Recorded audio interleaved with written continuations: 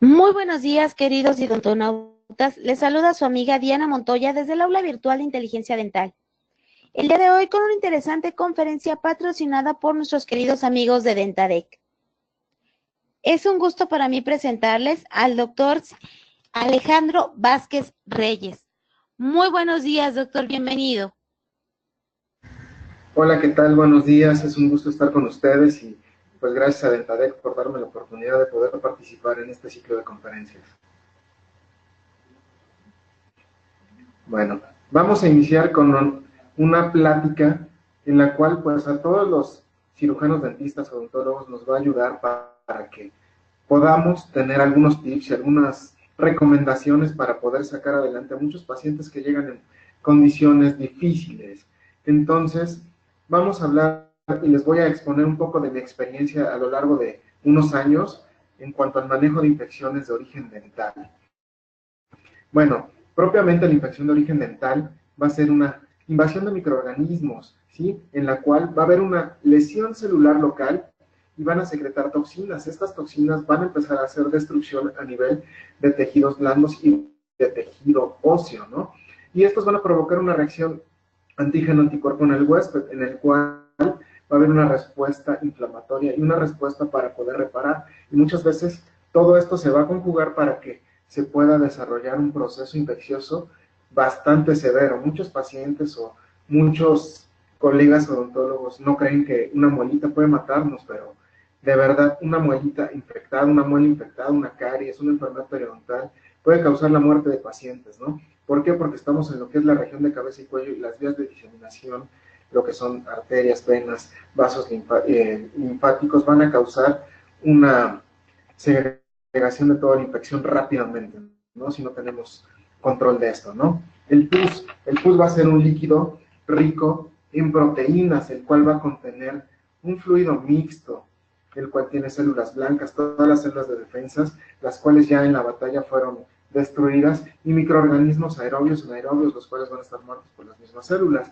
Entonces, esto es característico en una infección bastante avanzada, en un absceso, ¿no? Tenemos de tener mucho cuidado. ¿Por qué? Porque vamos a tener una triada ecológica, la cual llamamos, en la cual va a haber tres agentes o tres componentes principales, ¿no? El medio ambiente, el huésped y el agente propiamente, ¿no? Que van a llevar a cabo una enfermedad. Estos tres, si se combinan, si se pierde el equilibrio de estos tres, va a generar una enfermedad en la cual nosotros vamos a desarrollar, en este caso, un absceso de origen dental, ¿sí? Hay hay varias formas en las cuales se pueden llevar a cabo lo que son las infecciones o se pueden desarrollar infecciones por una lesión en el órgano dentario, caries, ¿sí? Fracturas, ¿sí? Vamos a tener traumatismos en los cuales nosotros no cuidemos las estructuras, no reposicionemos, no hagamos tratamientos de conductos, en las cuales nosotros no mandemos antibióticos profilácticos, ¿no?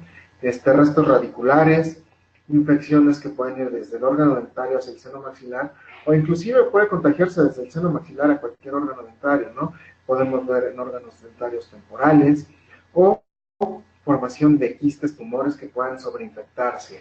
Todo esto puede causar un proceso infeccioso y puede desarrollar una infección de origen dental.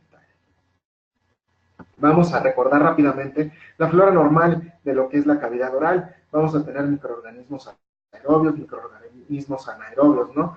Los aerobios principalmente en la lengua y en lo que son las mucosas, los anaerobios en la superficie de los órganos dentarios, encías, principalmente van a encontrarse los anaerobios en lo que es el surco gingival. Esto van a ser muy agresivos y van a causar lesiones bastante severas en nuestros pacientes, ¿no? Un artículo que es un clásico ya de Fields, de 1991, nos va a hablar de que los microorganismos causantes de todo esto van a ser no solo aerobios, no solo anaerobios, van a ser microorganismos mixtos, ¿no? Vamos a ver en un porcentaje de un 60% que, que nos van a desarrollar todo esto, ¿no? Todo esto nos va a desarrollar que los pacientes tengan abscesos y que tengan problemas, ¿no? No solo se va a decir que cuando hay un absceso son microorganismos anaerobios, es el porcentaje menor de pacientes. lo que vamos a tener solo microorganismos anaerobios en una muestra de 401 pacientes, ¿no? Vamos a ver esto. Recordemos rápidamente los signos cardinales de la inflamación. De los signos cardinales de la inflamación son el calor, rubor, dolor, tumor y pérdida de la función. Dentro de lo que vamos a ver, el calor es el resultado de la vasodilatación. El rubor se va a dar por el enrojecimiento causado por que están todos los vasos cerca de la superficie y dilatados, ¿no? El dolor se va a provocar por la presión que se va a ejercer por el aumento de volumen en las terminaciones nerviosas y también por los liberadores químicos de la inflamación, que son la histamina, quiminas, bradiciminas, y el tumor de igual forma pues es el aumento de volumen y la pérdida de la función, que va a ser la disfagia, la urinafagia, el trismus. La disfagia es la dificultad o el dolor al deglutir, ¿no? La urinofagia, perdón, la urinofagia es el dolor al deglutir. La disfagia es la dificultad para deglutir y el trismus, la incapacidad de poder abrir la boca más de 2 milímetros, más de 20 milímetros, perdón. Vamos a ver que el absceso se van a llevar en 4 etapas clínicas, ¿no? Que es la inoculación, que va de 0 a 3 días. En esta vamos a encontrar predominantemente microorganismos aerobios. Va a haber ligera molestia, un ligero aumento de volumen difuso y posteriormente vamos a pasar a lo que es la celulitis, la cual va a ir de 3 a 7 días. En esta etapa podemos encontrar ya una flora mixta y va a haber un aumento de volumen difuso, eritematoso difuso, no va a estar bien localizado, el paciente no va a saber dónde inicia la molestia, dónde termina, ¿no? Y es un dolor bastante significativo en ellos, ¿no? Vamos a ver también que posteriormente podemos pasar de más de 5 días al absceso. El absceso se va a caracterizar porque va a estar bien definida la zona, va a tener un halo eritematoso rojo alrededor de lo que es el aumento de volumen, y cuando nosotros toquemos el aumento de volumen se va a sentir plácido, se va a sentir fluctuante, va a ser una zona la cual va a contener pus, como si estuviéramos tocando un globo de agua prácticamente. Va a ser la característica que va a tener, y por supuesto va a haber una flora mixta de microorganismos aerobios y microorganismos anaerobios. Lo último puede ser la resolución, cuando el absceso ya resuelve y ya se quita el aumento de volumen. Vamos a ver nosotros también la inoculación celulitis. El absceso de la inoculación puede resolver y pasar de inoculación a resolución. Si pasamos a celulitis, puede resolver y puede ser de celulitis a resolución, y pues del absceso, sin necesidad de pasar al absceso, perdón, ¿sí? Y va a ser manejado tanto con antibióticos y va a ser manejado con tratamientos, ya sean endodónticos, tratamiento de conductos, se van a hacer abordajes intraorales o abordajes extraorales, ¿no? Para poder drenar toda la pus que se va a encontrar dentro de lo que es el absceso que se encuentra en nuestros pacientes. La celulitis versus abscesos. Celulitis la van a definir propiamente como un aumento de volumen, el cual es doloroso, difuso, eritematoso y caliente en un área infectada. Como lo mencionamos anteriormente, no está bien localizado y el dolor es bastante significativo.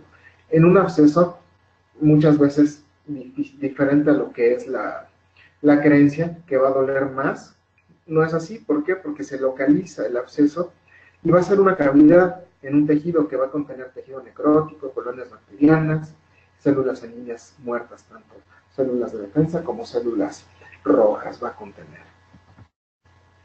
Bueno, ¿qué necesitamos antes de cualquier cosa? Evaluar las defensas de nuestro paciente.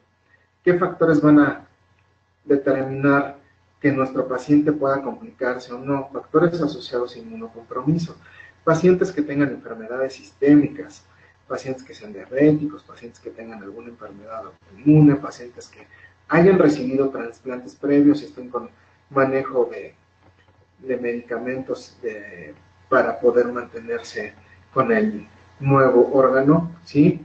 Vamos a tener pacientes que tienen terapias con esteroides muy prolongadas, pacientes que tienen enfermedades como es el lupus eritematoso, enfermedades autoinmunes que requieren manejos con esteroides, pueden afectar gravemente a las defensas de nuestros pacientes, ¿no? Pacientes que tengan antecedentes de malignidad, pacientes en los cuales todo esto dificulte que nuestro sistema de defensa esté al 100%. De igual forma, pacientes que estén recibiendo quimioterapia. Es muy importante que antes de que pasen a quimioterapias o manejos invasivos por oncología, todos estos pacientes tengan la boca sin datos de infección, sin datos de enfermedad periodontal, sin caries, ¿no? Si se detecta y se puede prevenir, es lo mejor, porque cuando llegan a los tratamientos con quimioterapia, los pacientes van a tener problemas. ¿Qué problemas van a tener los pacientes? Todo el sistema de defensa deprimido. Entonces, muchas veces, cualquier infección, por pequeña que sea, puede agravarse con ellos, ¿no? Y por supuesto también pacientes desnutridos, pues si no hay nutrición, no puede haber un sistema de defensa el cual se encuentra al 100% para poder combatir cualquier infección. Como lo mencionamos antes, ¿cómo se va a diseminar la infección? ¿Cómo va a llegar de un espacio a otro? ¿Cómo llega del espacio bucal al espacio submandibular? ¿Cómo se comunica? Hay 3 vías de diseminación en las cuales vamos a ver que es la hemática, que es por medio de la sangre, la linfática por los vasos linfáticos, y por contigüidad. ¿La contigüidad a qué se refiere? Que están los espacios aponeuróticos pegados uno con otro. Entonces, pues se van a contagiar un espacio con el otro, ¿no? Son las vías de diseminación que nosotros vamos a encontrar más, bueno, son las 3 vías de diseminación que se refieren en los libros, ¿no? Vamos a ver rápidamente los órganos dentarios, hacia dónde van a causar los aumentos de volumen, hacia dónde va a drenar el pus, dependiendo de la zona, ¿no? Nosotros vamos a poder ver, en este caso, que los incisivos centrales pueden drenar hacia vestibular o pueden drenar hacia palatino, los laterales de igual forma, ¿no? Los caninos van a ir hacia lo que es la región labial. Esto causa aumento de volumen en lo que es la región canina, ¿no? A nivel maxilar. Los premolares, de igual forma, hacia lo que es la región bucal, y los molares, las raíces vestibulares van a drenar hacia vestibular y las raíces palatinas propiamente hacia palatino, ¿no? Vamos a ver a nivel mandibular hacia dónde van a drenar los incisivos centrales, laterales y caninos, propiamente hacia labial. Vamos a ver que los premolares de igual forma hacia vestibular, hacia lo que es la zona vestibular van a drenar, y también el primer premolar, como su raíz se encuentra por debajo de lo que ya es la línea amiloidea, puede drenar hacia lo que es lingual. El segundo molar y el tercer molar, principalmente su vía de diseminación al encontrarse por debajo de la línea de inserción del músculo amiloideo, van a tener un drenaje mucho hacia lo que es la región sublingual, también hacia lo que es la región bucal. Por eso los aumentos de volumen que vamos a encontrar en todos estos tipos de pacientes. Bueno, vamos a ver rápidamente qué necesito saber en mi historia clínica, a pesar de los antecedentes que va a tener mi paciente. ¿Cuándo empezó? ¿Dónde empezó? ¿Cómo se manifestó por primera vez, no? Toda la secuencia de eventos, si fueron a ver al médico general, el médico general con qué los recetó, si fueron a ver al odontólogo, si fueron a ver al especialista, con qué fueron medicados, con qué tipo de antibióticos, si fueron penicilinas, de sintéticas, semisintéticas, si fueron quinolonas, si fueron macrólidos, si fueron, en este caso, algún otro tipo de antibiótico, para que nosotros sepamos con qué poder manejar a mi paciente y cómo no ha respondido, ¿no? Las terapéuticas previas que se le dieron y cuál fue su respuesta. Y si llegó con nosotros es porque no ha respondido a los tratamientos. Si no ha respondido al tratamiento antibiótico, si no ha respondido al manejo que se le dio, un drenaje por vía del órgano dentario, se hicieron incisiones intraorales y esto no ha mejorado, ¿no? El estado general del paciente, necesitamos obligadamente mandarle a nuestro paciente laboratorios para ver cómo están sus tiempos de coagulación, cómo están su biometría hemática, cómo están su química sanguínea, cómo están las plaquetas, cómo están los eritrocitos, cómo están las células de defensa, los linfocitos. En este caso vamos a ver si es una infección crónica, si es una infección aguda. También vamos a hacer exploración completa de lo que es cabeza y cuello para ver lo que es el aumento de volumen. Vamos a ver qué lado está más grande que el otro. Vamos a ver, en este caso, si es un absceso a nivel mandibular, submandibular, a nivel sublingual, si no está oprimiendo la vía respiratoria. En este caso nos va a causar dificultad respiratoria y es urgente el manejo hospitalario con nuestros pacientes, ¿no? Dentro de lo que vamos a buscar nosotros son los signos cardinales de la inflamación, tumor, rubor, dolor, pérdida de la función. Muchos de nuestros pacientes, como lo mencionamos anteriormente, van a tener asimetría facial, van a tener aumento de lo que son los ganglios linfáticos, las cadenas ganglionares, tenemos que palpar el cuello, tenemos que ver si nuestro paciente puede abrir la boca, si le duele al deglutir, si le cuesta trabajo deglutir, si le cuesta trabajo ya respirar, ¿sí? Y también muy importante, ¿cómo voy a drenar el absceso? Si puede abrir, lo puedo hacer por dentro de boca, si no puede abrir, si ya está hacia lo que es la región de cuello, se está encontrando lo que es el aumento de volumen más hacia lo que es la piel, ¿no?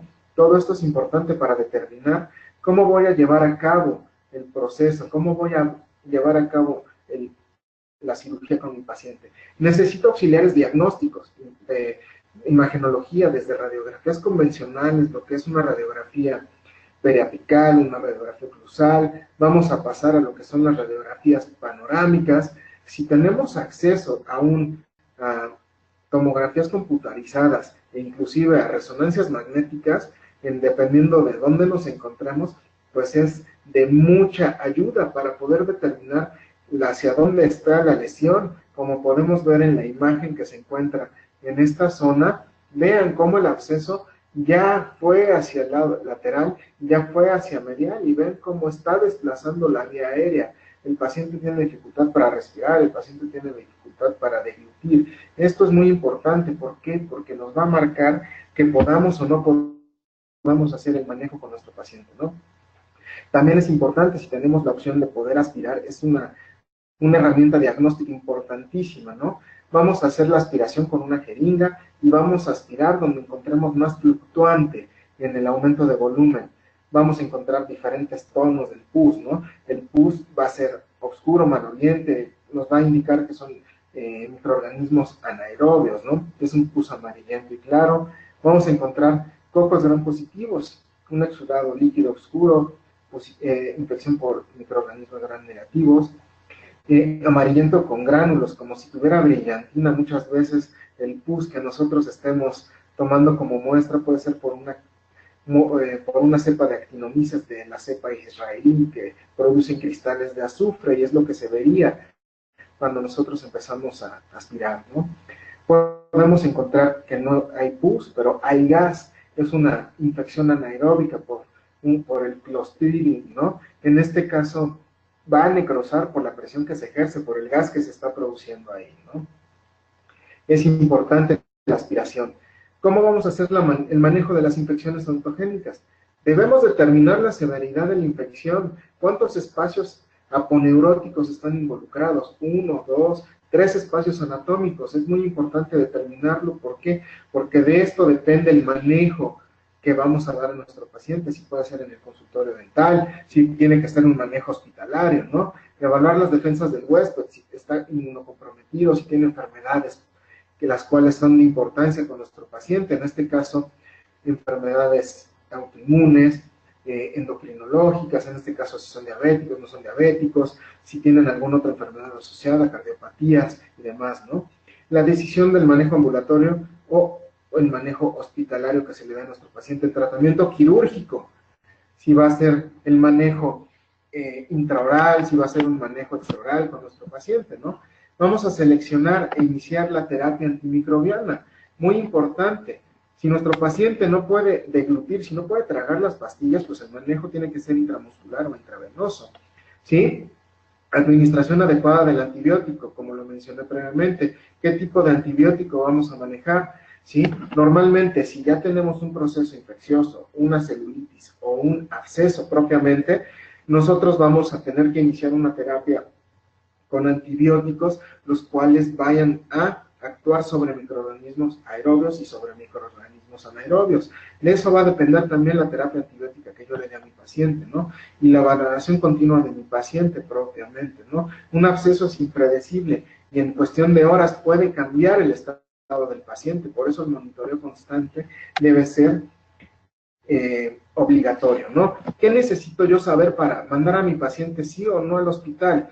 La temperatura que se mantenga constante de más de 38 grados o de 38.3 grados para arriba, pues es indicio de que tiene una infección, ¿no? que nuestro paciente no pueda deglutir, tomar agua y demás, nos va a causar deshidratación y va a haber consumo de todo lo que son los nutrientes. ¿Por qué? Por la misma infección. Entonces debo de valorar qué tanto necesito hidratar a mi paciente, qué tanto están afectadas las vías aéreas y las estructuras vitales, principalmente si puede respirar o no puede respirar mi paciente, en qué áreas están involucradas lo que son los espacios aponeuróticos con pus, el absceso, dónde se encuentra, ¿no?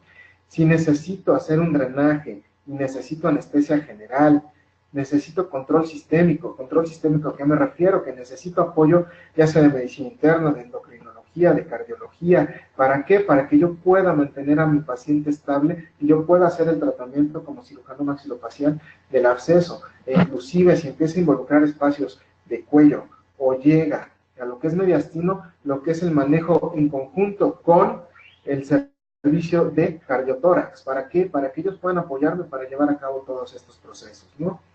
¿Qué más necesito con mis pacientes? Principalmente estabilizarlos vía aérea, que mi paciente esté respirando y que yo pueda llevar a cabo lo que es el proceso del drenaje del absceso, ¿no? Complicaciones, ¿qué quiero evitar? ¿A qué quiero evitar? ¿A qué quiero que no llegue a mi paciente? A una angina de Ludwig. Una angina de Ludwig es una complicación. Es un absceso que va a envolver 5 espacios. Va a envolver sublingual bilateral, va a envolver submandibular bilateral y va a envolver al espacio submentoniano submental. Son los 5 espacios que se van a ver involucrados. Y vamos a ver que el cuello va a notarse, como le dicen coloquialmente, como cuello de pelícano. Entonces nosotros que vamos a necesitar una intervención de urgencia. ¿Por qué? Porque la vía aérea se está cerrando. Necesito abrir, necesito drenar todo el pus que se encuentra ahí adentro. Otra complicación es la fascitis necrotizante, ¿no? En esta se va a empezar a ver cómo la piel se empieza a tornar de color púrpura y se van a ver vesículas, ¿sí? Pacientes inmunocomprometidos, pacientes diabéticos, pacientes con problemas de las defensas bajas, pacientes en los cuales no va a haber recuperación y por la presión que se ejerce va a empezar a haber necrosis de piel y lo que son las fascias celulares superficiales que están por debajo de la piel, el músculo superficial que normalmente es el músculo platisma, ¿sí? Se va a dar principalmente por una infección del estreptococo beta hemolítico y el aureus que se va a encontrar aquí, ¿no? El estafilococo dorado que se va a encontrar.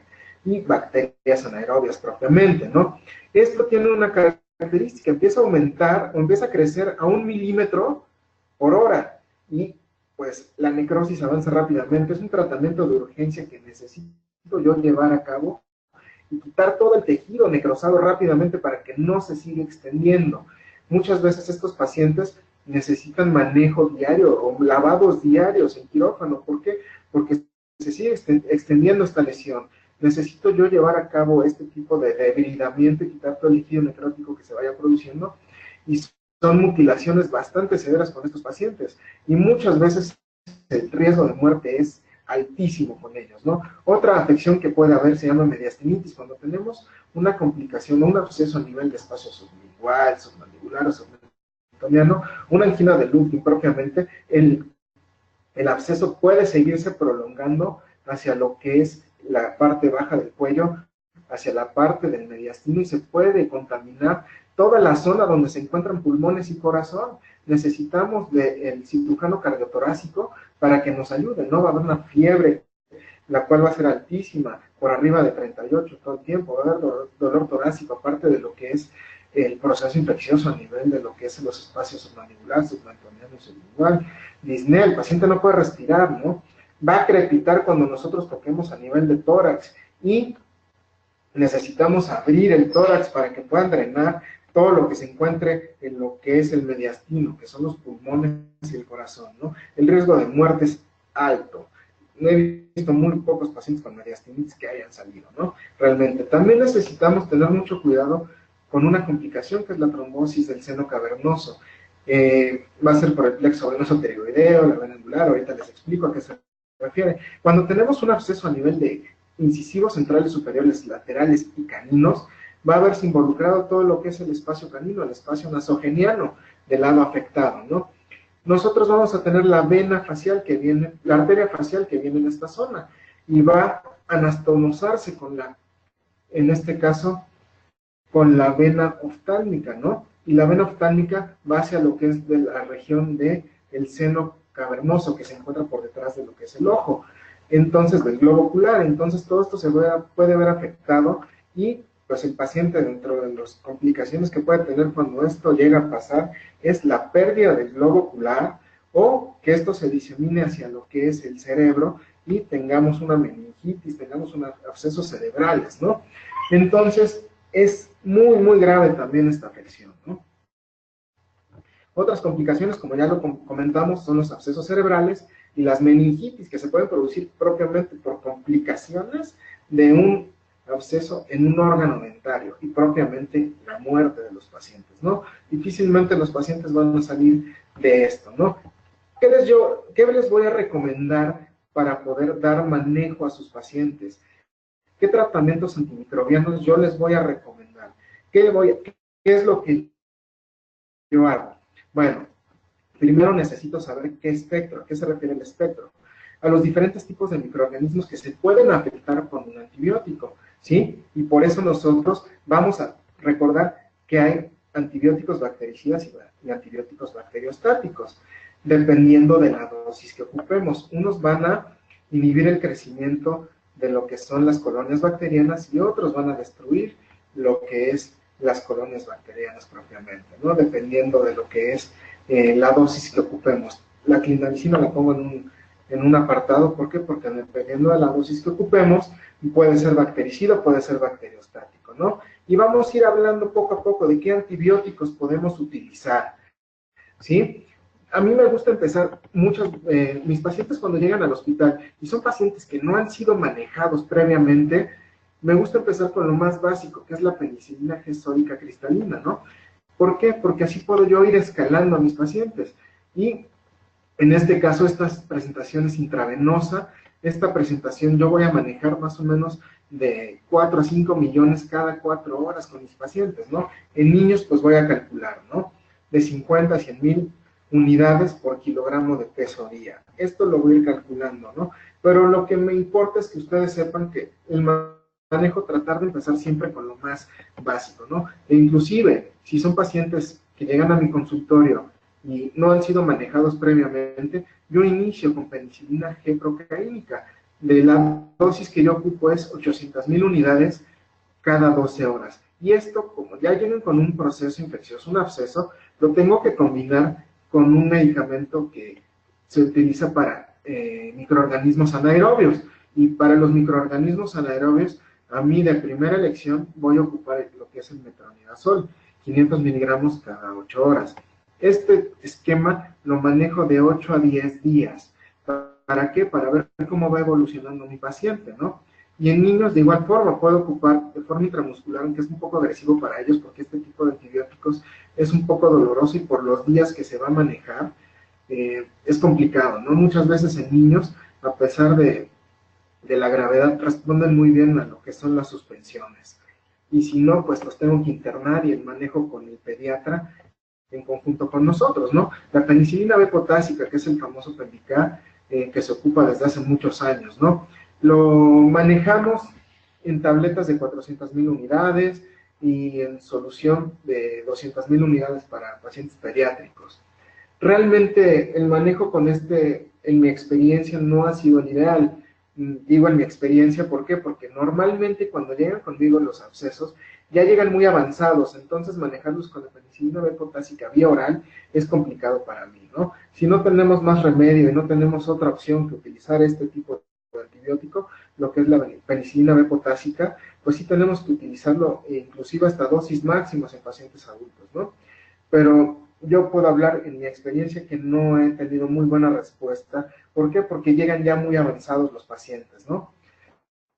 Otro medicamento que yo ocupo mucho de forma profiláctica, inclusive para cuando hago extracciones o cirugías dentoalveolares, las cuales no son complicadas, es la dicloxacilina. Esta también es muy buena para infecciones a nivel cutáneo, ¿no? Vamos a ocupar, normalmente la dosis que yo manejo con los pacientes adultos es de 500 miligramos cada 6 horas por el tiempo de vida que tiene este medicamento, ¿no? Nunca me voy a sobrepasar de 6 gramos al día, ¿no? Es lo que yo manejo normalmente como profiláctico después de extracciones o cirugías no complicadas con mis pacientes.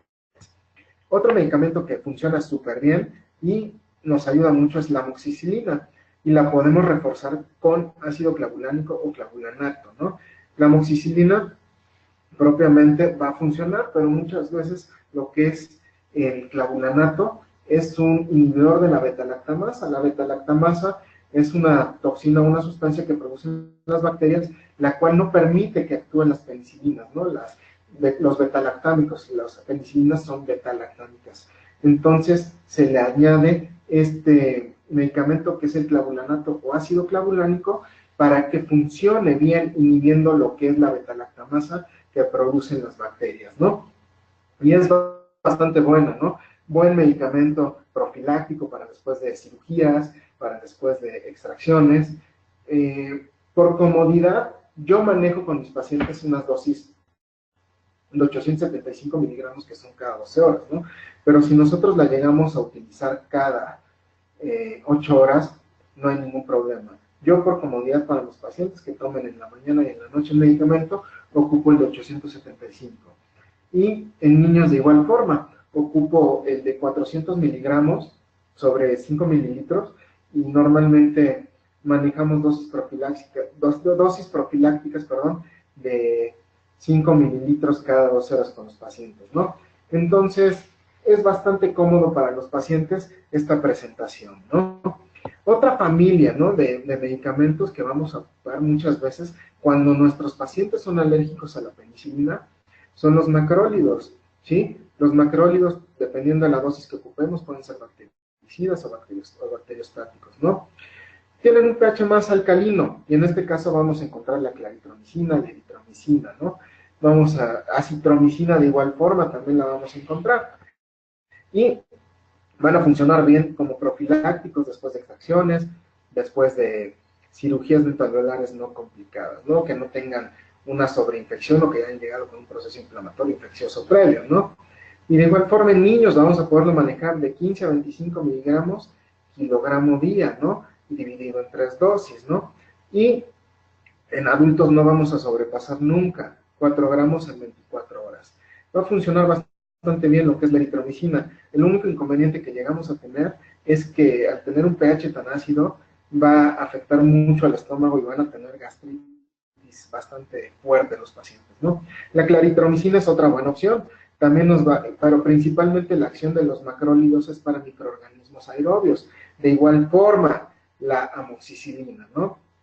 En este caso, la claritromicina la vamos a manejar de 500 miligramos cada 12 horas, y en pacientes pediátricos de 7.5 a 14 miligramos kilogramo día en nuestros pacientes.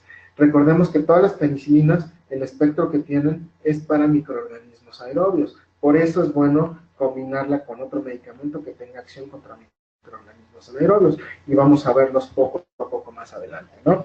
Vamos a hablar de cefalosporinas. Las cefalosporinas van a funcionar muy bien, y tenemos que son beta-lactámicos también, una acción similar a la de todas las penicilinas, y van a actuar muy bien contra bacterias que producen beta-lactamasa y no permiten actuar bien a las penicilinas. Tenemos cefalosporinas de primera, segunda y tercera generación, dependiendo la que nosotros encontremos en el mercado es la que podemos ocupar, ¿no? Yo ocupo mucho a nivel hospitalario la cefuroxima, ¿no? Intravenosa, vamos a manejarla esta cada 8 horas, ¿no?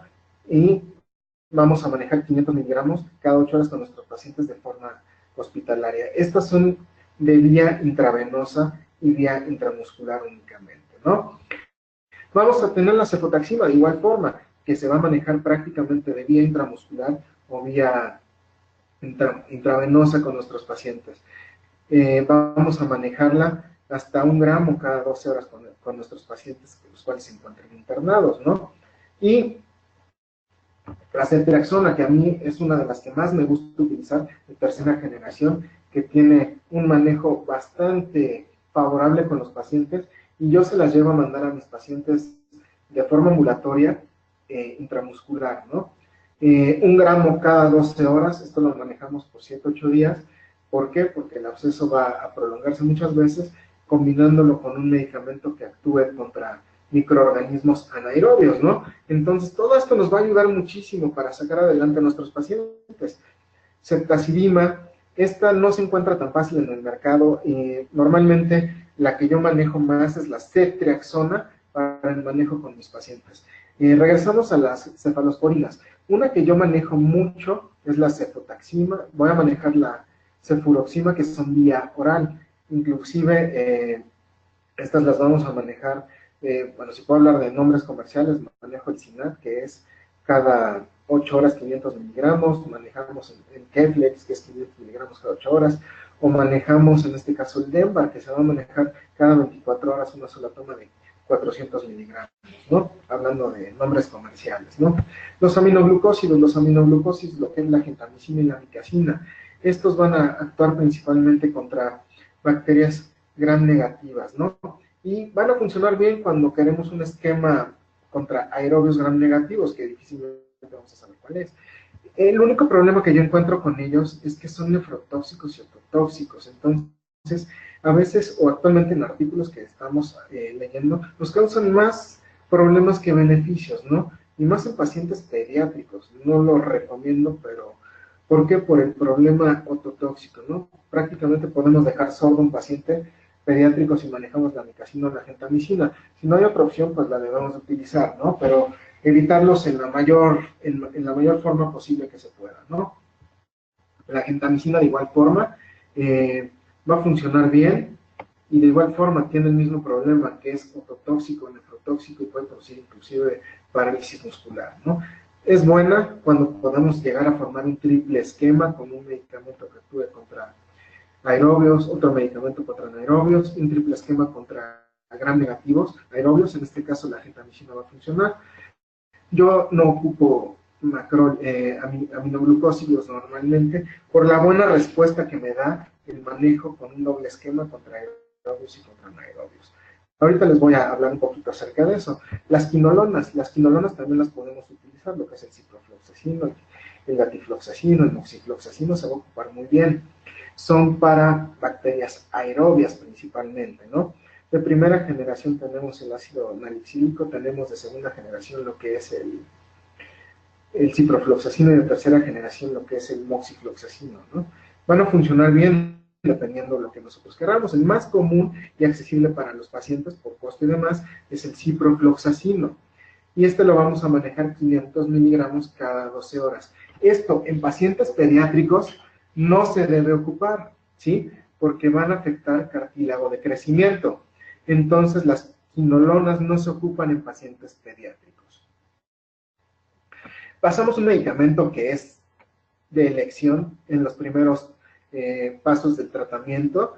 Yo lo utilizo mucho combinado con algún medicamento que va a actuar contra anaerobios, contra aerobios, que sería amoxicilina, sería alguna cefalosporina, una penicilina natural, en este caso lo que es la penicilina G-sódica cristalina, ¿sí? Este medicamento combinado con el metronidazol nos va a dar un efecto fabuloso. ¿Por qué? Porque tenemos el que va a actuar contra aerobios y el metronidazol contra anaerobios, ¿sí? Su dosis va a 500 miligramos 3 veces al día en adultos, y en pacientes pediátricos podemos manejar suspensiones de 250 o de 125 miligramos, 5 miligramos cada 8 horas, ¿sí? La única recomendación con los pacientes es no consumir alcohol. ¿Por qué? Porque va a producir un efecto disulfiram, o ¿a qué se refiere? Va a producir una intoxicación etílica, y pues va a tener mayores complicaciones si el paciente consumiera algún tipo de alcohol, ¿sí? Pasamos a otro, que es la clindamicina, que también funciona fabulosamente contra microorganismos anaerobios, aunque si nosotros leemos un libro de farmacología nos va a decir que es de amplio espectro, pero su espectro principal es contra anaerobios. Yo lo ocupo en dosis profilácticas, a 300 miligramos cada 8 horas, y si quiero un tratamiento ya bacteriostático, que elimina todas las bacterias, puedo aumentar mi dosis máxima hasta 600 miligramos cada 6 horas. ¿Para qué? para que con esto yo tenga un mejor manejo de los microorganismos anaerobios, que muchas veces son los más agresivos cuando estamos en presencia de un absceso. Vamos a ver los esquemas que tanto hablamos previamente.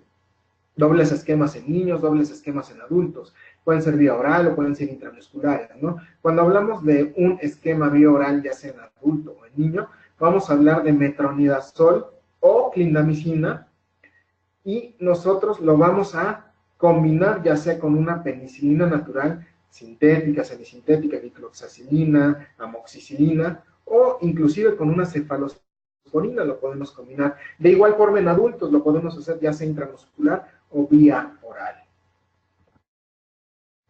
Vamos a hablar de triples esquemas. Va a ser lo mismo que mencionamos previamente, solamente que vamos a aumentar un aminoglucósido. Un aminoglucósido que yo realmente no lo recomiendo por los daños colaterales que pueda producir, ¿no?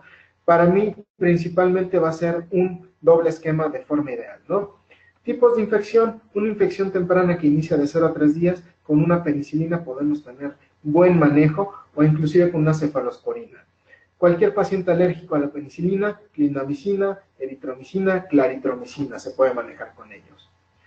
¿Sí? Infecciones tardías de más de 3 días, vamos a mandar un doble esquema, clindamicina o metronidazol combinado con cualquier penicilina. Ya también se puede ocupar la amoxicilina también.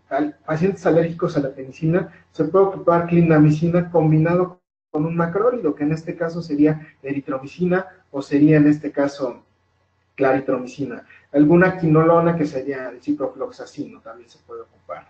¿Sí? ¿Y por qué puede fallar el tratamiento?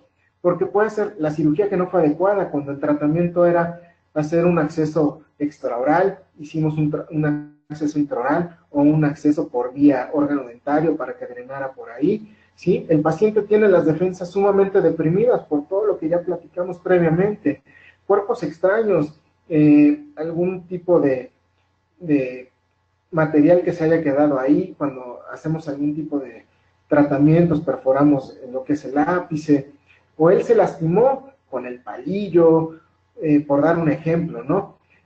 Pacientes que no cooperan, que tú por más que les dices que tomen el medicamento, se lo inyecten, no lo hacen, pues no van a mejorar, ¿sí? Y con el antibiótico, pues nosotros manejemos medicamentos que son sumamente caros o que son muy difíciles de conseguir, y el paciente no puede adquirirlos y no puede tomarlos o aplicárselos, ¿no? Diagnóstico bacteriano erróneo.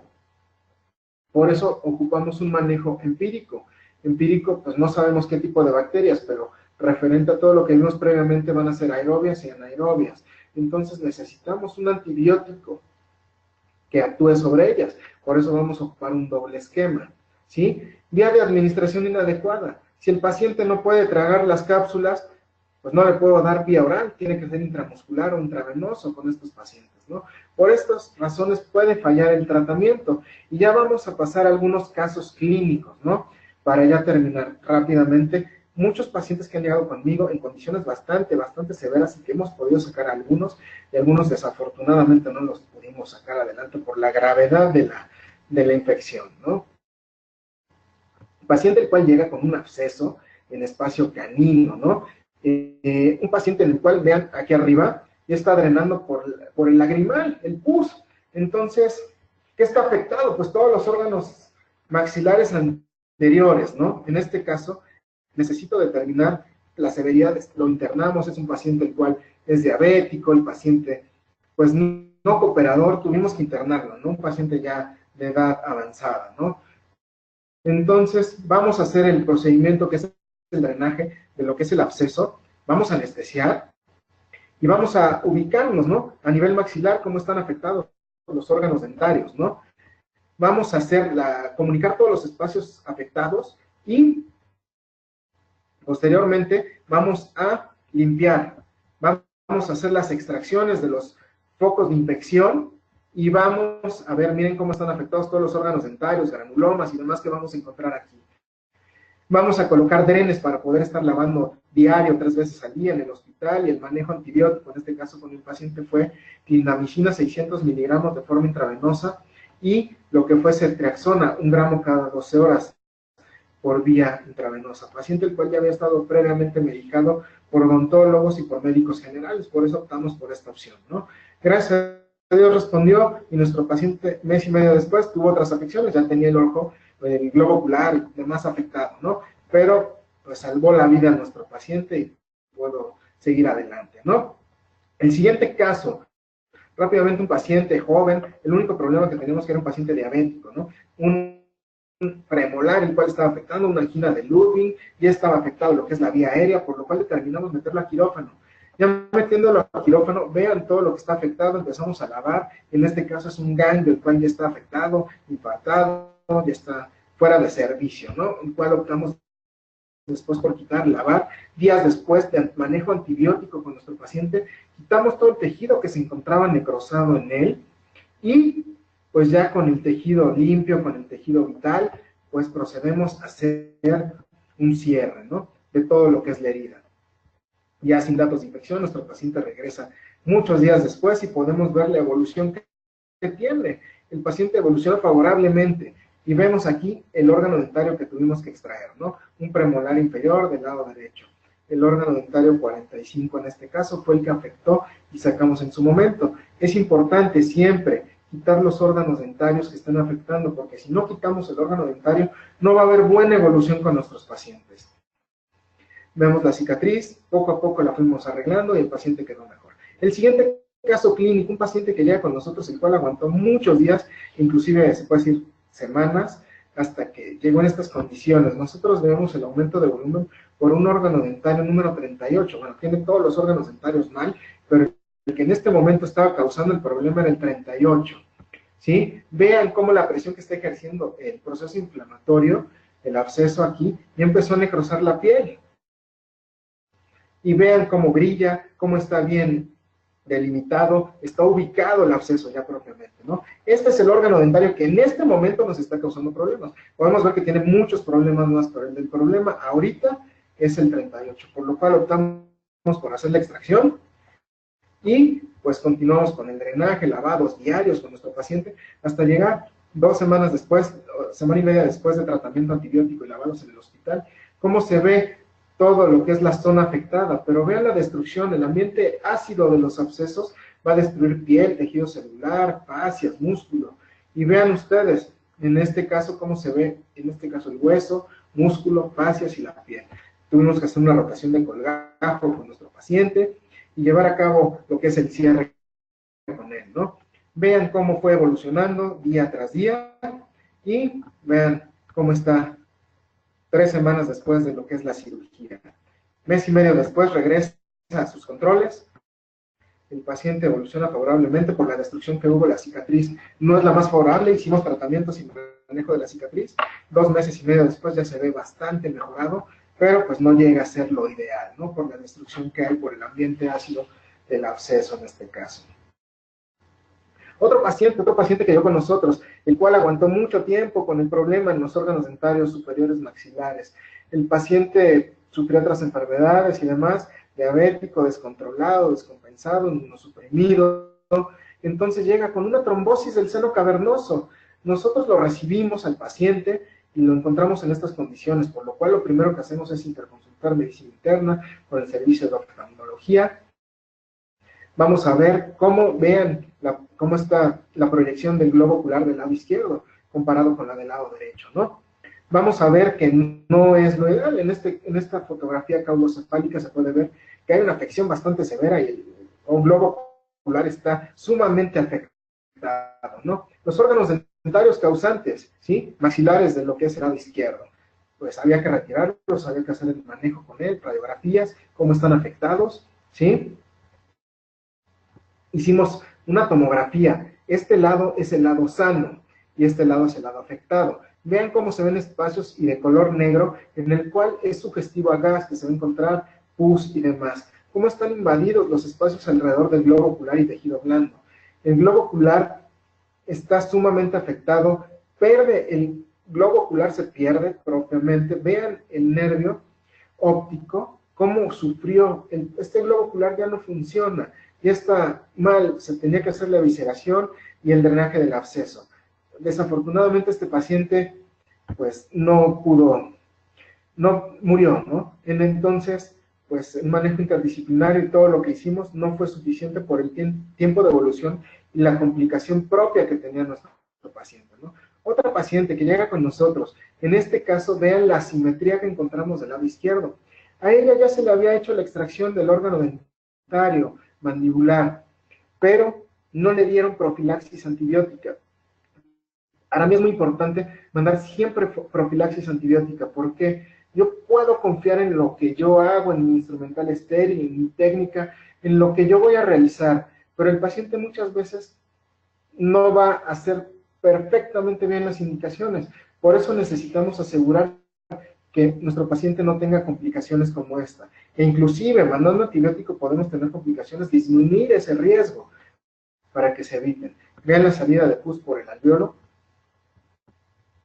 Hicimos un drenaje de lo que es el absceso, empieza a drenar todo lo que es el pus en este caso, se colocan drenes, dejamos drenes colocados en lo que es el espacio clavicular y lo que es el espacio submandibular, hacemos una fasciotomía completa, ¿sí? Y vamos a hacer lavados todo el día, digo, 3 veces al día con mi paciente, ¿no? Con soluciones, en este caso, bactericidas.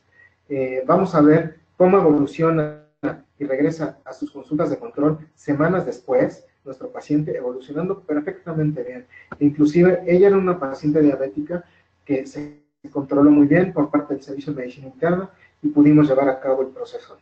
¿Sí? El siguiente caso clínico. Este caso clínico también es un caso muy complicado. El paciente llega, paciente joven, con un absceso submandibular, en este caso, ya tenía dificultad respiratoria, tenía dificultad para deglutir, por lo cual llega a urgencias, nos interconsultan y lo pasamos inmediatamente a quirófano. Vean todo lo que está afectado, es una angina de Ludwig propiamente, ¿no? Con nuestro paciente.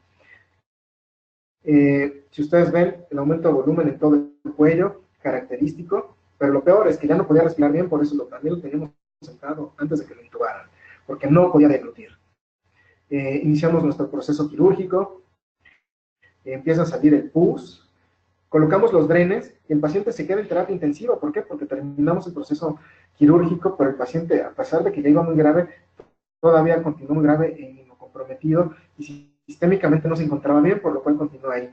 El paciente no evoluciona bien, por lo cual empieza a tener complicaciones y vean cómo empieza a haber afección a nivel de cuello. Este es el hueso yoides, el cual vamos a ir cortes más inferiores, estos son los clavículas, vamos más abajo y empezamos a ver el mediastino afectado y vean ustedes cómo se empieza a ver todo lo que es el mediastino afectado, en este caso es el pericardio, el cual está infectado también. Pues tuvimos que hacer abordajes más amplios, comunicar espacios e ingresar con el servicio de cirugía cardiotorácica. Vean ustedes cómo abren, ahora sí que el tórax, está abriendo el pericardio. Vean en esta fotografía el pericardio, cómo lo abren y cómo hay pus en el pericardio. Hacen lavado y demás, colocan drenes, ¿sí? Vean este tubo perforado, es un dren que colocan en el tórax, empiezan a colocarlo en la posición que necesitan, ¿sí? Cierran todo el tórax, aquí está el cuello con nuestros drenes también comunicando, ¿sí? El paciente no evoluciona favorablemente y fallece, ¿no? Una mediastinitis tiene una probabilidad de muerte altísima, por lo cual, pues siempre tratar de evitar llegar a estos casos, ¿no? Otro caso, paciente inmunocomprometido, diabético, no controlado, en el cual nosotros vamos a ver cómo evoluciona y vamos a ver en este caso cómo se ve aquí la afección. Es una fascitis necrotizante. Esta paciente ingresa inmediatamente a quirófano, por lo cual nosotros necesitamos ingresar rápidamente, empezar a hacer nuestras fasciotomías, empezar a hacer las debridaciones de todo lo que es el tejido necrosado. Podemos ver cómo está necrosado aquí abajo, ¿sí? Vamos a ver y a retirar todo lo que se encuentre necrosado con nuestro paciente. En la primera cirugía, todo lo que se amplió el procedimiento, todo lo que ampliamos quirúrgicamente. Y pues esto seguía avanzando, el paciente se seguía ingresando a quirófano, se seguían haciendo lavados cada tercer día y diarios en cama con él en terapia intensiva, ¿sí? Y entramos a debridarle cada tercer día a quirófano, todo causado por órganos dentarios mandibulares de lo que es el lado derecho afectados, ¿no? el paciente no tuvo una buena evolución, son enfermedades muy, muy complicadas con ellos, ¿no? Otra paciente, la cual, recalco, llega con nosotros con una angina de Ludwig una semana posterior a que le realizan la extracción de la muela del juicio, del órgano dentario número 48. La paciente no le manda el medicamento profiláctico, llega con nosotros en estas condiciones. Característico de una angina de Ludwig, no puede cerrar la boca porque el espacio sublingual está afectado y no cabe la lengua, ¿no? Está elevado, ¿sí? Vean una fotografía de perfil, cómo está afectado el paciente, ¿sí? La paciente ya tiene dificultad para respirar, dificultad para deglutir, ¿sí? Vean cómo les repito, no puede deglutir, no puede, en este caso, cerrar la boca. ¿Por qué? Porque la lengua está elevada al piso de boca y no puede cerrarla, ¿no? Hacemos nuestro tratamiento quirúrgico, iniciamos con las fasciotomías con él, ¿sí? Hacemos nuestra comunicación de los espacios aponeuróticos, el drenaje del pus, ¿sí? Comunicamos los espacios que están afectados, en este caso, desde lo que es el alveolo del órgano dentario 40, en este caso, perdón, 38, hasta lo que es el espacio submandibular, ¿sí? Sacamos nuestros drenes, en este caso drenes rígidos que colocamos, por los cuales vamos a estar lavando el posoperatorio inmediato. Son los drenes que quedan permeables. Vemos cómo, en este caso, los probamos antes. Vamos a estar haciendo lavados 2-3 días, los retiramos porque si no empiezan a formar una biopelícula, el biofilm. Y 2 semanas después nuestro paciente evoluciona. Son pacientes que manejamos en quirófano y vamos a ver a nuestros pacientes con medicamento, con un doble esquema en quirófano, ¿no? Vamos a manejar a nuestros pacientes de esta forma, con soporte inclusive por medicina interna, y vamos a ver cómo va evolucionando, cómo se va rehabilitando, va abriendo un poco más, ¿no? 3 semanas y media después, ya la paciente le egresamos, estaba en casa, regresa a su consulta, y vean, va evolucionando muy bien, ya el aumento de volumen desaparece prácticamente, ¿no? Vamos a ver en este caso las heridas que hicimos, todavía las remodelamos para que se notaran menos, ¿sí? En este caso fue bastante conservador con ella, ¿no? Vamos a ver 1 mes y medio después cómo se encuentra nuestra paciente en su consulta de control. Vean las heridas prácticamente ya resueltas, ya cicatrizadas. Nuestra paciente tiene una apertura oral ya dentro de los parámetros normales, ¿no? Y vamos a ver el último caso clínico. En este caso, vean, una paciente la cual llegó con nosotros, una angina de Ludwig. En este caso, hicimos nuestro drenaje inmediatamente. Vean cómo va posterior al posquirúrgico a los 2 días. Todo causado por una muelita del lado izquierdo, ¿sí? Vamos lavando, vean cómo se va observando el tejido limpio. Vamos viendo cómo se va limpiando día a día, por lo cual se decide hacer el cierre posterior 1 semana y media. Las radiografías cuando llegó, vean la vía aérea, no se observa, se tendría que ver aquí un espacio radiolúcido, el cual no se observa y se observa disminuido, desplazado, por lo cual tenía dificultad para respirar. Vean cómo está en esta tomografía a nivel de piso de boca, cómo estos espacios se ven color negro, se ven hipodensos. Esto nos refiere a que hay gas en esta zona, ¿no? Y posterior a la cirugía, está intubada nuestra paciente. Vean cómo se empieza a recuperar ya, se empieza a ver el músculo, y ya después de lo que es lavados, el manejo antibiótico con ella, vamos a hacer el cierre por completo de lo que son las fasciotomías, ¿no? Para que se recupere nuestro paciente. Cerramos por completo las fasciotomías y vamos a retirar puntos 1 semana después, esto es a la semana, ¿no? Y vamos a ver 2 meses después cómo evolucionó nuestra paciente. Prácticamente, pues no la reconocemos, ¿no? Vean el posoperatorio hasta el posterior de la cirugía, cómo se observa nuestra paciente. Con esto quiero que todos observen el trabajo que realizamos nosotros y el manejo que podemos darle a nuestros pacientes, ¿no? Más que nada es mucho de la experiencia que yo estoy compartiendo con ustedes, de lo que yo realizo el día a día con los pacientes en mi práctica privada y en mi práctica hospitalaria.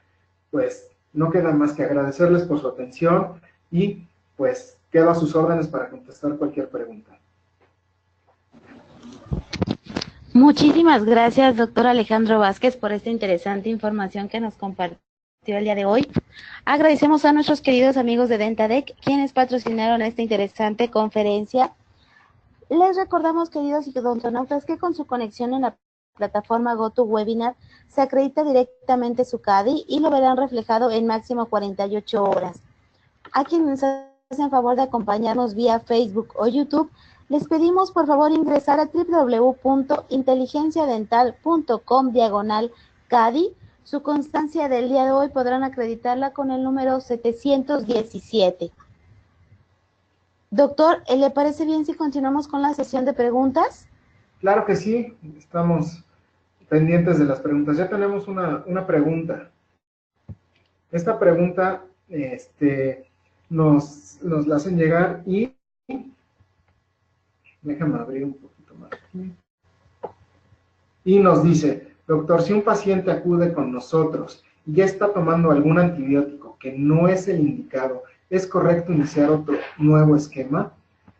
Pues si nosotros observamos que no es el indicado, desde luego hay que iniciar un nuevo esquema.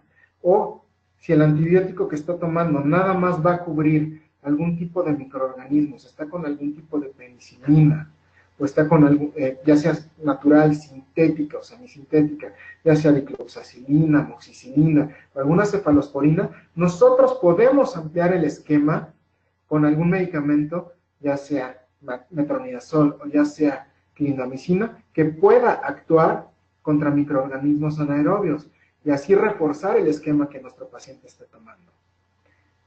Gracias. No sé si tengan alguna otra pregunta.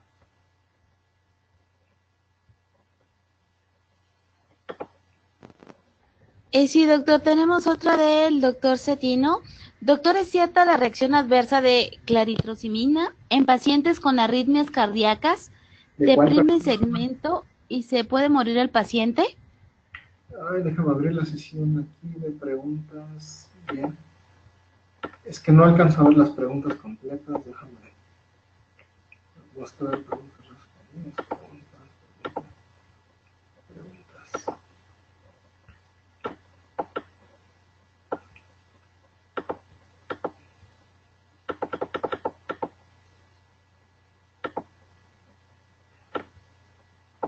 Ay, no encuentro las preguntas. Mostrar preguntas aquí. Saludos desde Guadalajara, Berenice. Saludos, Leticia. Doctor Alejandro, ¿me escucha? Sí, ya estoy. Saludos. Paciente diabético de Adriana Sanabria, ¿sí? Nos dice, saludos, una infección en un paciente diabético severa, ¿es necesaria hospitalización o la podemos controlar en el consultorio? Bueno, una infección severa, nos referimos a una infección severa cuando esta va a afectar a más de 3 espacios. Va a tener problemas de que esté teniendo nuestro paciente dificultad respiratoria, dificultad para respirar. En este caso, es indicado inmediatamente mandarla al hospital, ¿sí? Si no es una infección que esté dando mayores problemas, podemos controlarla desde nuestro consultorio, siempre que tengamos un correcto manejo antibiótico, principalmente si ya se verá en este caso, manejo con un doble esquema. ¿Sí? Otra pregunta.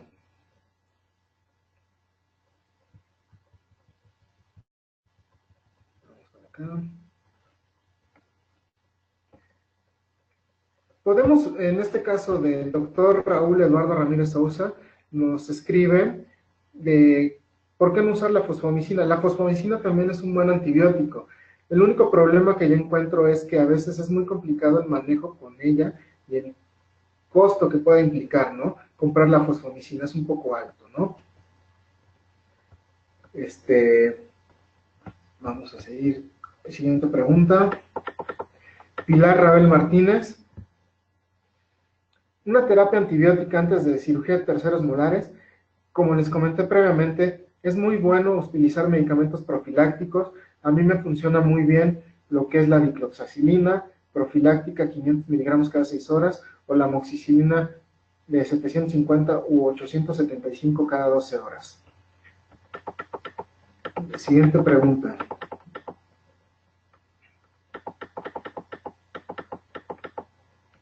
Antonio Aguilar Esparza.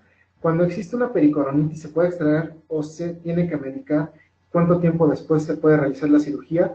Bueno, si ya hay una pericoronitis y el paciente no tiene ningún problema sistémico, yo recomiendo poder hacer el procedimiento quirúrgico siempre y cuando se ocupe antibiótico. Inclusive se puede dar 1 hora antes del procedimiento y posteriormente realizarlo sin ningún problema, porque el medicamento ya va a estar circulando en sangre.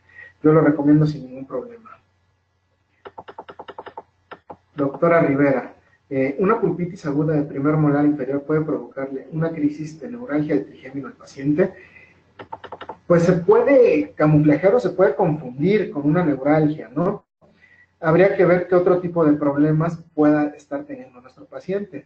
La neuralgia es idiopática, ¿no? No se sabe exactamente cuál puede ser la causa. Lo que sí te recomiendo es eliminar todas las causas probables, ¿no? Y si tiene una pulpitis, en este caso, pues eliminarla, ¿no? Ya sea que si es reversible o no reversible, desconozco, pues tú hagas el tratamiento de conductos o hagas el tratamiento indicado con tu paciente para poder ir descartando los problemas que puedan causar la neuralgia, ¿no? Mario Cetino, la reacción adversa con claritromicina con pacientes en arritmias cardíacas deprime segmento QT y se puede morir el paciente. Mira, difícilmente va a causar este problema, ¿no? Es raro que pueda pasar esto, ¿no? Sí está reportado probablemente en algún artículo que pueda causar este problema, pero yo no encuentro ninguna complicación mayor con el uso de la claritromicina en pacientes, ¿no?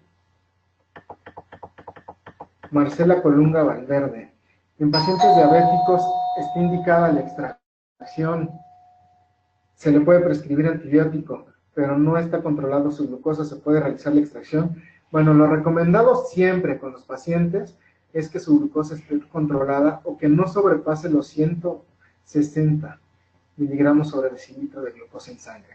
Esto es lo que yo te recomiendo para poder realizar con los pacientes la extracción. Si está elevada, pues sí hay que mandar manejo antibiótico y posteriormente hay que hacer el tratamiento quirúrgico. Pero a los pacientes diabéticos, por regla, siempre hay que mandarles antibiótico, ¿sí? Marcela Colunga, en pacientes diabéticos, ya la leímos. María Moreno, si un paciente acude con nosotros y está tomando algún antibiótico que no está indicado, esa ya la contestamos. Ernesto Pastrana Portilla, es conveniente emplear amoxicilina con metronidazol cuando no es un caso muy severo, porque la mayoría de los pacientes ya no les hace la ampicilina. La ampicilina, desgraciadamente, es un antibiótico el cual ya es multiresistente, y las dosis que tenemos que utilizar con la ampicilina son altas, ¿no? A dosis máximas nos tenemos que ir, e inclusive si no hay otro medicamento que podamos utilizar que no sea ampicilina, puede utilizarse la dosis máxima, que es de 1 gramo cada 6 horas, ¿no? Pero es multiresistente porque en los años 80 y 90 se abusó de ella, ¿no?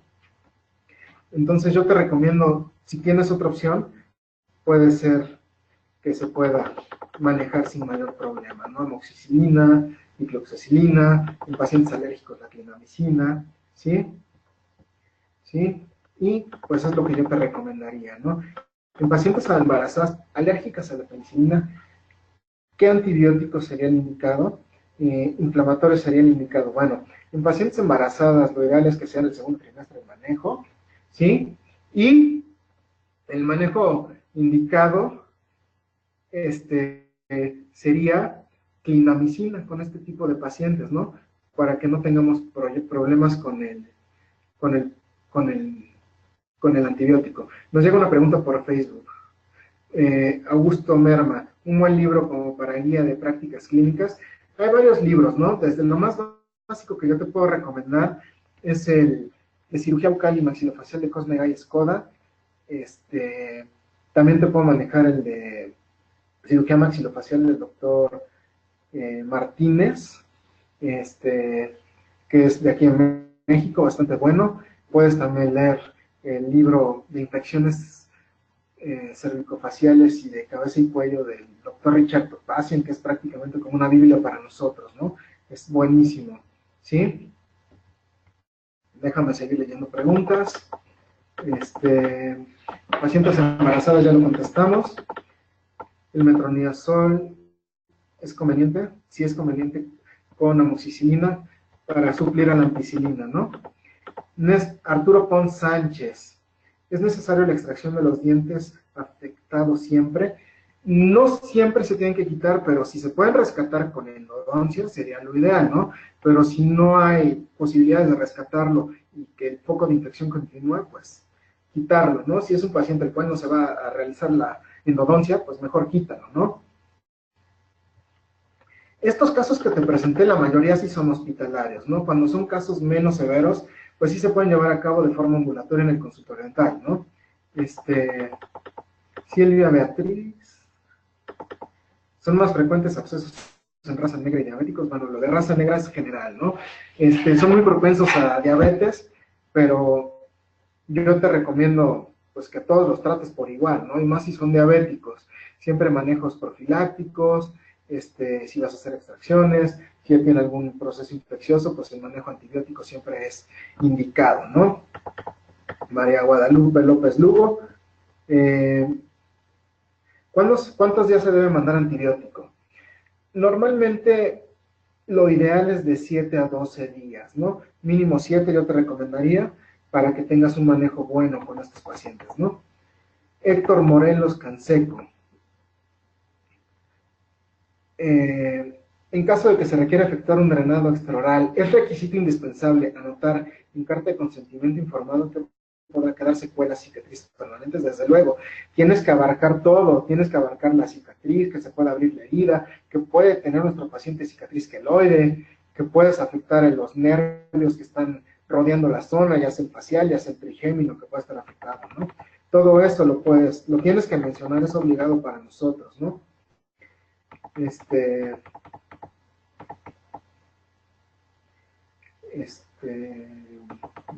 Siguiente pregunta de Débora Nobles. ¿Cuáles serían los casos en los que podemos conservar los órganos dentarios con un tratamiento endodóntico o indicar la extracción dentaria?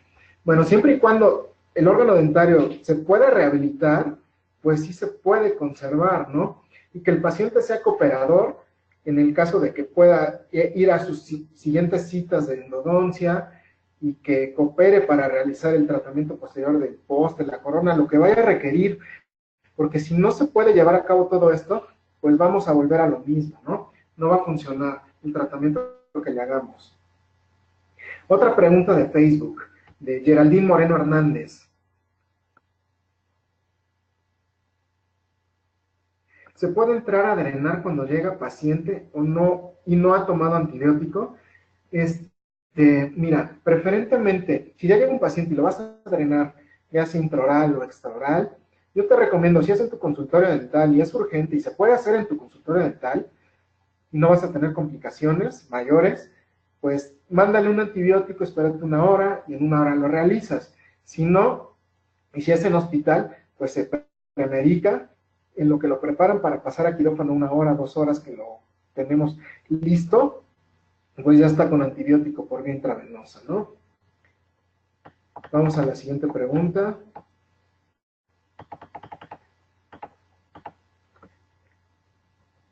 ¿Qué antibióticos se recomienda para pacientes que están lactando y recién nacidos?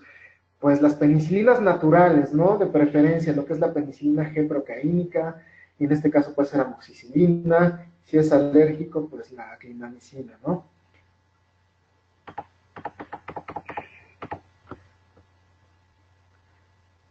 Siguiente pregunta, por Facebook, de Cris. ¿Qué otras soluciones te indican aparte de la solución a tercios? Mira, hay varias soluciones en este caso que van a funcionar, las soluciones superoxidantes. En este caso, el más comercial es el microdacin, funciona bien. El estericide funciona bien. Hay una solución que se ocupa, hay unos artículos que hablan sobre la solución Dakin. La solución Dakin se ocupa mucho, o se ocupó mucho hace muchos años por endodoncia, ¿no? Es una solución con hipoclorito de sodio al 0.1%, no hay que diluirla mucho, ¿no? Y tienes que lavar posteriormente con solución fisiológica para que no quede contaminada con cloro y pueda causar una reacción ahí o pueda necrosar tejidos, ¿no? Pero te recomiendo mucho las que venden de forma comercial, lo que es el microdacin, el estericide, sin ningún problema, ¿no? Aparte de la solución a tercios, ¿no? Vamos a la siguiente pregunta.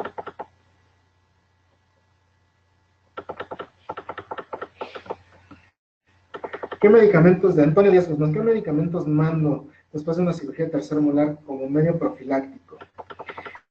Normalmente, si no hay un proceso infeccioso previo, pues los manejo con dicloxacilina, 500 miligramos cada 6 horas, o con amoxicilina, 750 u 875 cada 12 horas, dependiendo lo que encuentren más fácil a veces en la farmacia, ¿no?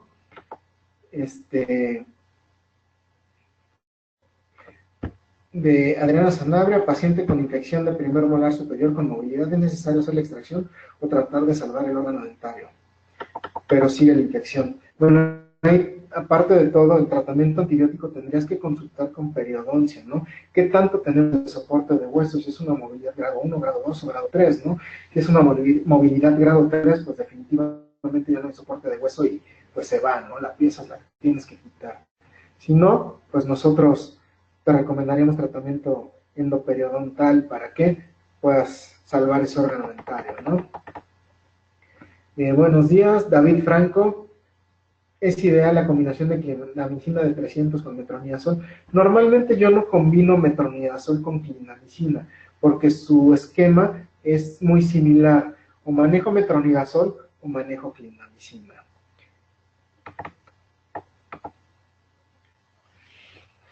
Antonio Aguilar Esparza nos pregunta, ¿la dosis profiláctica cuántos días después del procedimiento se debe de recomendar? Por lo menos por 7 días.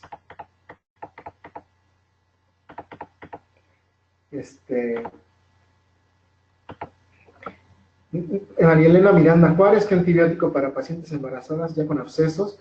Pues si tiene un absceso que no está tan grande, el manejo lo puedes hacer en tu consultorio, clindamicina y alguna penicilina natural, penicilina G-procaínica o alguna semisintética, en este caso dicloxacilina o puede ser amoxicilina, ¿no?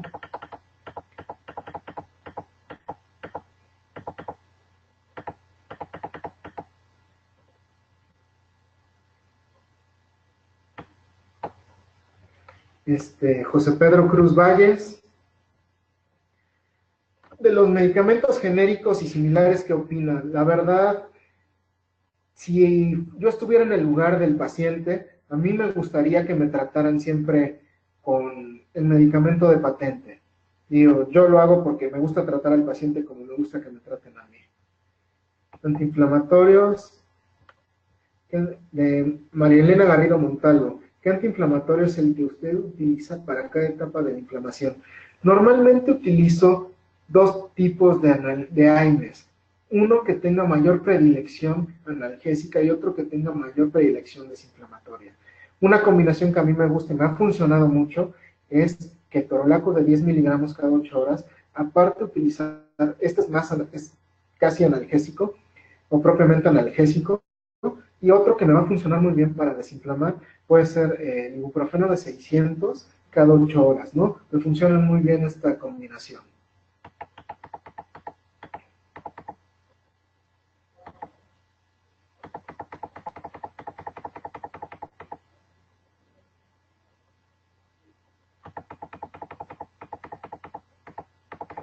Francisco Urbina Velasco, desde Chiapas, nos escribe, en pacientes diabéticos con angina, ¿se le puede iniciar con un antibiótico en el transcurso en que se traslada al hospital?